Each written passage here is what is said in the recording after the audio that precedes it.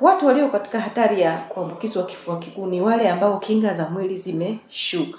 Mfano, mgonjwa anayeishi na maambukizi ya virusi vya ukimwi, mgonjwa ambaye yuko kwenye matibabu ya saratani ama kansa tunasema, lakini wagonjwa wote wenye magonjwa ya kudumu pia wako katika hatari sana ya kuambukizwa kifua kikuu. Lakini pia hata wajawazito, kwa sababu mama anapokuwa mjamzito manake kinga za mwili zinashuka.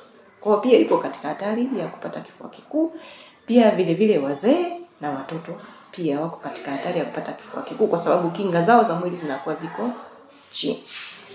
Tunaweza kujikinga na kifua kikuu kwa kufanya yafuatayo. La kwanza, kuepuka kukaa kwenye eneo lenye misongamano sana.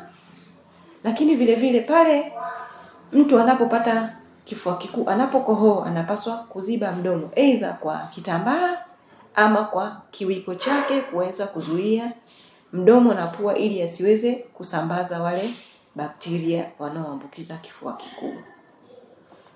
Lakini pia kupata matibabu mapema pia ni njia mojawapo ya kuzuia kifua kikuu. Mgonjwa mmoja wa kifua kikuu kwa mwaka ana uwezo wa kuambukiza watu 10 hadi 15.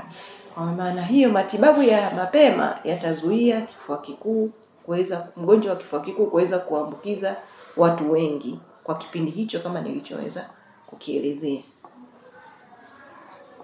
Chanjo ya kifua kikuu inapatikana kwa kutoa dawa kinga kwa watoto ambayo tunaita BCG. Pale mtoto anapozaliwa mara baada ya kuzaliwa anapata kinga ya BCG. Ile sindano ndio inazuia kifua kikuu. Tunasema inazuia severe form, kifua kikuu kile kibaya zaidi.